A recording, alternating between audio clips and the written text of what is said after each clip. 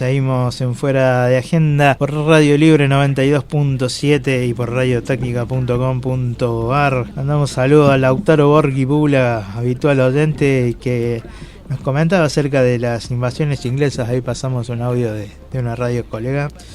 Me decía: hola hermano, estoy escuchando el programa, que sería interesante agregar con la reconquista de Buenos Aires. Hubo un cambio a nivel nacional del sentimiento nacional con el que se va a resignificar las fiestas mayas que se celebran ahí, como también el proceso de nacionalización que se va a llevar en la simbología de Buenos Aires para después deshistorializarlo. Y bueno, quedamos que, bueno, mañana viene Lautaro, que es antropólogo y bueno, también podríamos decir politólogo, analista político al menos. Y le mandamos saludos a alguien que usted conoce, Alberto y Pietromica, que muy bien, sí, tenía que ir al médico. Querido Alberto. Sí, querido. El indispensable de Pietromica padre. Sí. Yo antes yo era el hijo de Alberto. El hijo también, claro. Yo antes era el hijo de Alberto, ahora mi papá es el padre de Mariano. en algunos ámbitos. Bueno, la herencia, ¿no? Bien. Tenés que irte convirtiendo en indispensable también. Y lo intento. Sí, yo doy fe. Este programa lleva 10 años en distintas radios, pero bueno, digamos.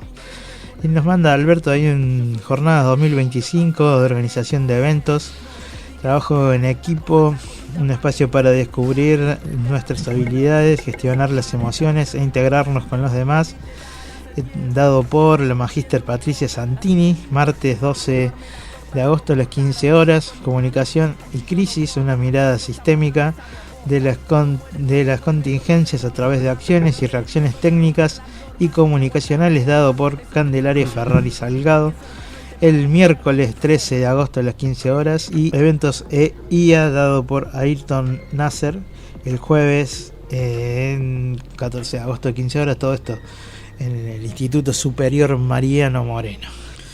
Bueno, hablando de tecnología, no me está dejando, intentando hacer acá algo, no me deja estar. Bueno, quieren sumar el Instagram, el Facebook Live, lo van a ver Alexis ahí. Bueno, y hablando de eventos, tenés ahí en cartera un par de ellos, así que coméntanos. Sí, una muy interesante invitación de un compañero docente de la Facultad de Comunicación, que es el abogado doctor en Derecho también, Daniel Cosi.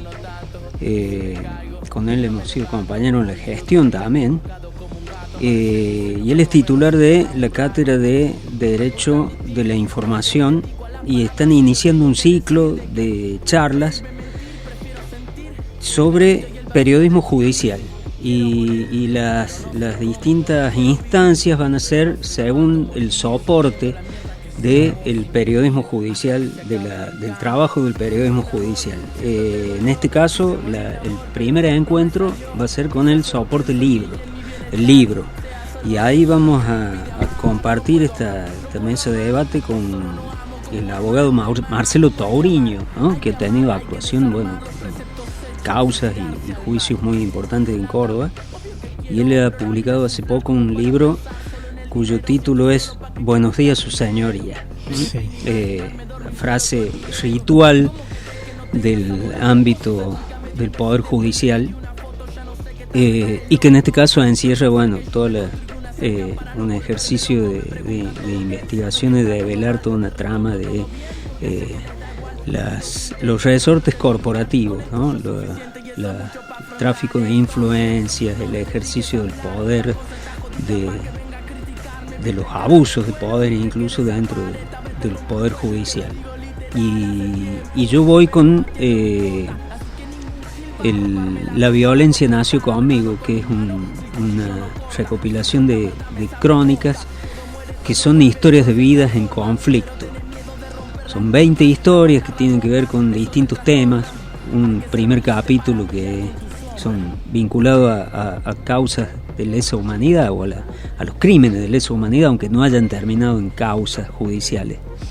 Otra que tiene que ver con los derechos humanos en las cárceles, en contexto de encierro, también esa tiene repercusión jurídica, tiene que ver con lo penal. Después hay otro capítulo que se llama Cuerpes, que tiene que ver con violencias de género, crímenes o ataques de odio contra identidades diversas, donde también la cuestión de los derechos humanos de las identidades disidentes, de las cuestiones de género, repercuten en muchos casos en la justicia, ¿no? Y al último, un capítulo que se titula Banderas, que son referentes de movimientos sociales o personas que se han convertido en lo que es una bandera, que es un símbolo. Por ejemplo, Ramona Orellano de Bustamante, ¿no? Que falleció su hijo, y el conflicto por esa tierra de la que la quisieron despojar ya hace muchos años sigue vigente. Hoy lo sostiene una organización campesina, que es el propio movimiento campesino, que la acompañó, la auxilió cuando ella sufrió este despojo y toda la cuota de violencia policial que se tuvo en el año 2004, del 2004 en adelante, ¿no? Y que hoy quiere, recuperar ese campo, sostener la posesión de ese campo para familia. No hay herederos, o sea, ella tiene hijos, ¿no? Tuvo hijos. Entre los propios, los criados, creo que eran 8.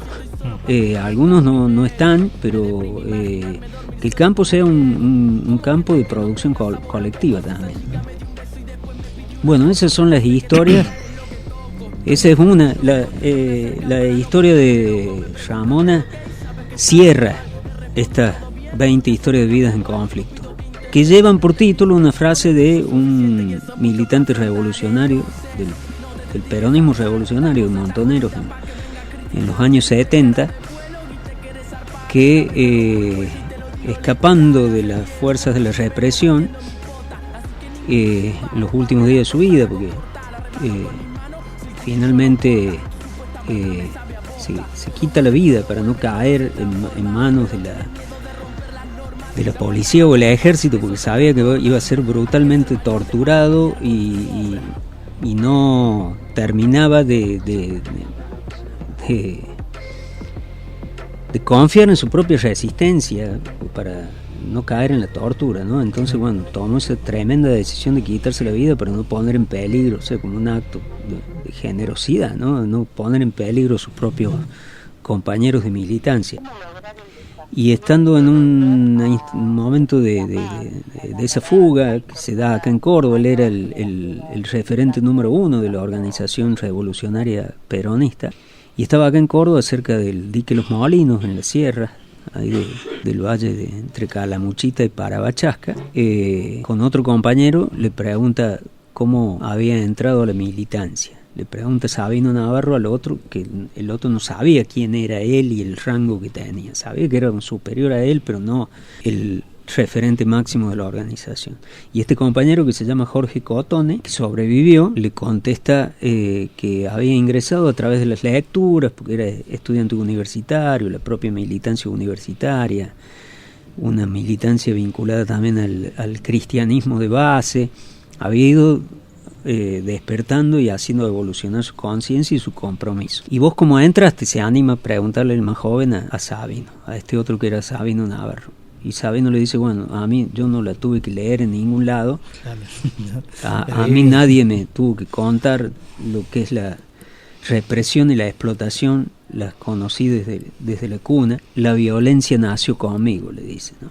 Y esa violencia a la que se refiere no es la violencia que los acechaba en ese momento, que era la violencia represiva, sino una violencia que en esos años la militancia o los teóricos críticos definían como violencia estructural del sistema, ¿no? La injusticia social, el despojo de derechos civiles y políticos, toda una serie de violencias previas a la violencia represiva, ¿no? Y que en muchos casos engendraban esta violencia revolucionaria, eran causa de la violencia revolucionaria, el luchar contra la pobreza, por ejemplo. Y esa frase tenía que ver con eso, que años después, bastantes años después, en el 76, es lo que Rodolfo Walsh escribe en la carta abierta a la Junta Militar, que es la atrocidad mayor de la dictadura. No era ni la tortura, ni el asesinato, ni la desaparición, ni la violación, ni el secuestro, ni el saqueo, ni la apropiación de niños, todo eso que él mismo denunciaba en esa carta, no era la atrocidad mayor. La atrocidad mayor era la miseria planificada del pueblo argentino. Y es lo que está ocurriendo hasta el día de hoy, ¿no? O sea, hoy hay una política de miseria planificada del pueblo argentino, mal que les pese a algunos que no terminan de definirla como tal, ¿no? Política con mandatos de amos internacionales, sectores de poder transnacionales, estatales algunos, como el caso de Estados Unidos e Israel, y en otros casos directamente corporativos, como es este padrinazgo, por usar una palabra, digamos, amigable. Claro. Padre, es mucho peor. Eso sí que son relaciones carnales, ¿no? Entre un tal Elon Musk y el presidente. Sí, se hablaba de está en la rosada. De legislar, si era necesario legislar internet. Yo creo que sí, porque está demasiado zarpado. No en Twitter, digo, hay cosas mucho más violentas, pero yo no quiero decir que Elon Musk o Bill Gates sean los que legislen, ¿no? Claramente. Alexis, te agradezco que hayas venido una vez más, fuera de agenda, esta nueva casa. Y así como vos recibiste una pregunta pendiente, nosotros mañana vamos a tener nuevamente el programa. No te voy, yo sé que vienen, pero no te lo voy a decir para no condicionarte. Bien. Así que, pero sí te dejo que hagas una pregunta para que le respondan. Una pregunta. Mañana. Dale. Mira, de paso, vinculado con esa pregunta, el otro, vos dijiste eventos, y sobre todo para no fallarle a los amigos que me invitaron a participar de este libro, un libro que se llama Estado de No Derecho, Violencia Institucional en la Democracia Argentina. Lo dirigieron los organizadores de un congreso de violencia institucional, el primer congreso de violencia institucional, que lo organizaron desde las cátedras de Derechos Humanos de la Facultad de Derecho de la Universidad Nacional, y lo organizaron los que son los editores, compiladores de este, y en algunos casos autores también de este libro, los amigos además, Lucas Crisafulli, Patricia Coppola y Jorge Pera. Ellos son los responsables de este libro, que surgió de este congreso que se hizo en el año 2023, pero bueno, tiene cada día más dolorosa vigencia por las situaciones que están ocurriendo en términos de violencia institucional en la Argentina. Y esto se va a presentar el viernes 22, en la Facultad de Derecho. Ya digo exactamente, viernes 22 de agosto a las 18 horas en la sala 3 de la Facultad de Derecho, y están invitados para presentarlos como presentadores, compañero periodista Dante Leguizamón, el Dante Leguizamón de los SRT, y la antropóloga Ludmila da Silva Catela, que escribió el prólogo también. Yo soy uno de los colaboradores de los que escribimos, digamos, porque por haber participado en ese congreso, en mi caso sobre el tema de la violencia en los medios. Y bueno, escribe también el orgullo de compartir nada menos que Eugenio Raúl Zaffaroni, que fue el discurso de cierre de ese congreso, ¿no? Uh-huh. Así que bueno, eso. Y la pregunta tiene un poco que ver con cosas que debatieron ahí, que debatimos en las mesas, es decir, en un tiempo de injusticias sociales, en un tiempo de desigualdad social, ¿qué hacer? Esa pregunta histórica, ¿qué hacer particularmente con las fuerzas de seguridad del Estado? ¿Cómo democratizar a la policía? Y en términos de instituciones, eso implica cómo democratizar la propia policía, el Poder Judicial y las cárceles, ¿no? Que son instituciones distintas, que forman parte de ese mismo sistema, ¿no? De lo judicial, penal, policial, y que tienen que ver con esto de la supuesta pacificación de la sociedad por la vía de la sanción de la justicia, la supuesta reinserción y resocialización de quienes vulneran la ley, pero que están funcionando claramente como reproductores y multiplicadores de la violencia y de la desigualdad misma. Entonces, ¿qué hacemos con eso? Bueno, esa es la pregunta que dejo. Larga, pero bueno, van a saber responderla. Nos despedimos de la audiencia. Gracias por venir, Alexis. Un gusto. Nos encontramos mañana, 13 horas, como siempre. Muchas gracias. Buenas tardes. Fuera de Agenda, un programa sin apuros. Señores y señoras, niños y niñas, os esperamos a compartir el gran debut del circo. Un espectáculo que ya ha recorrido inmensamente todas las ciudades de este nuestro querido mundo. Bienvenidos, bienvenidos al circo.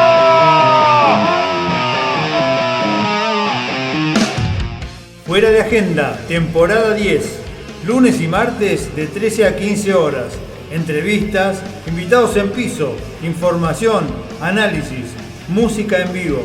Fuera de Agenda, lunes y martes de 13 a 15 horas por Radio Libre 92.7 y radiotáctica.com.ar.